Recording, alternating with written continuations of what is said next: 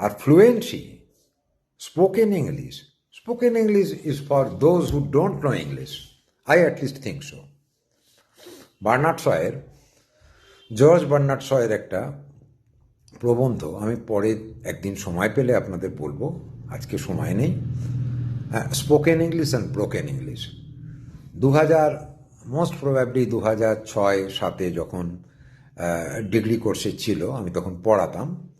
Degree কোর্সের ছেলে মেয়েদের তারা এখনও বলে যে এই মানে বার্নার্ড শয়ের এই সেটার কথা খুব বলা হয় যে কী ধরনের স্পোকেন আর ব্রোকেন কেন।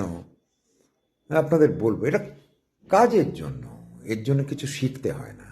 আপনার যদি কজন বন্ধু বান্ধব থাকে যাদের সঙ্গে আপনি কমিউনিকেট করতে পারবেন, হ্যাঁ, তার সামনে বলুন, কিচ্ছু ব্যাপার নয়, ভুলই বলুন, don't get tongue tight, fumble করবেন না, ভুল বলুন দরকার হলে, কমিউনিকেট করতে পারলেই হবে। এই তো স্পোকেন ইংলিশের ব্যাপার। আমি আপনাদের একদিন দেখাবো কত ভুল, কত রকম ভুল চলে যায়, কিন্তু তারা কমিউনিকেট করে দিচ্ছে সুন্দরভাবে, বোঝা যাচ্ছে। হ্যাঁ, কিন্তু এর তো কোনো একাডেমিক অ্যাপ্রোচ নেই। আপনি যখন লিখবেন তখন তো ভুল হয়ে যাবে, তাই না? লেখার ব্যাপারটাই আসল, বলাটা ইট ডিপেন্ডস অন প্র্যাকটিস, তাই নয় কি? এটুকুই বলার। পরে যদি আমি কোনোদিন সময় পাই আমি ভালো করে এটা ব্যাখ্যা করব।